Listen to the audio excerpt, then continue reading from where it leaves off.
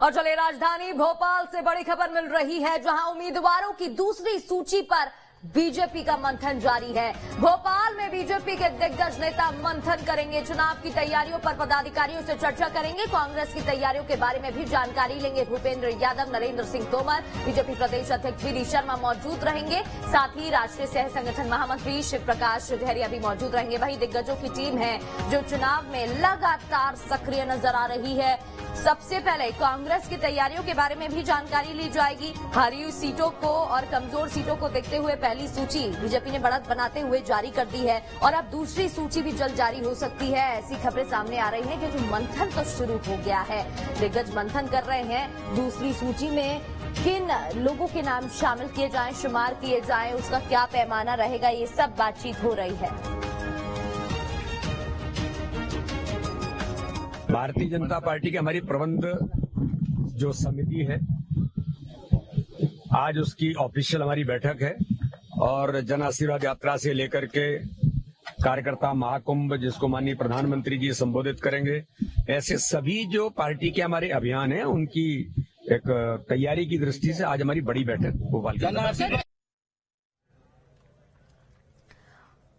और चले इस बड़ी खबर पर ज्यादा जानकारी लेंगे। हमारे साथ हमारी सहयोगी नीलम गुरवे लाइव जुड़ गई हैं।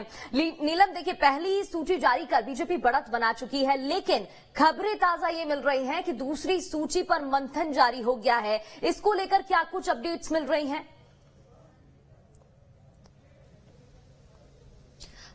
जी बिल्कुल, देखिए, बीजेपी ने 39 सीटों पर पहले अपने उम्मीदवारों के नामों की घोषणा कर दी थी और इसके बाद जानकारी मिल रही थी कि जो बाकी की 66 सीटें हैं जो कि बीजेपी ने आकांक्षी सीटों के दायरे में रखी है, उन पर भी जल्द से जल्द उम्मीदवारों के नाम की घोषणा की जा सकती है, जिसपे लगातार जो है बीजेपी के नेताओं के बीच मंथन चल रहा है। आज भी बीजेपी कार्यालय में शाम 5 बजे चुनाव प्रबंध समिति की बैठक होने जा रही है, जिसमें की दूसरी लिस्ट को लेकर के तो चर्चा होगी ही, साथ ही साथ कई अभियान जो बीजेपी के चलाए जा रहे हैं उनकी भी समीक्षा की जाएगी। इस पूरी बैठक में चुनाव प्रबंध समिति के जो संयोजक हैं नरेंद्र सिंह तोमर, वो शामिल होंगे, साथ ही मध्य प्रदेश चुनाव प्रभारी और केंद्रीय मंत्री भूपेंद्र यादव और इसके साथ ही मध्य प्रदेश बीजेपी के प्रदेश अध्यक्ष वी डी शर्मा और तमाम पदाधिकारी भी मौजूद रहेंगे। इस बार हम देख रहे हैं कि जो जन आशीर्वाद यात्रा जिसकी शुरुआत 3 सितंबर से होने जा रही है, उसे बड़े स्तर पर किस तरह से मनाया जा सके, एक सफल अभियान की तरह उसको काम किया जा सके, इसे लेकर के भी जो है आज चर्चा की जाएगी। साथ ही साथ कार्यकर्ता महाकुंभ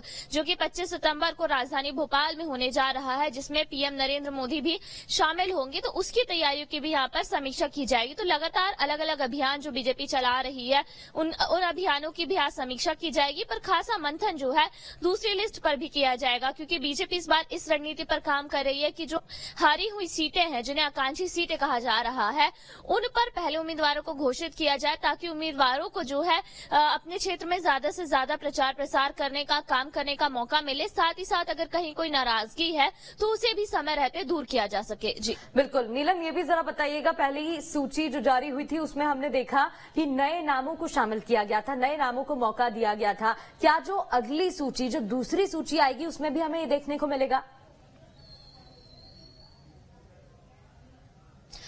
जी बिल्कुल, देखिए, बीजेपी अपने उम्मीदवारों के नाम की घोषणा अलग अलग सर्वे के आधार पर कर रही है।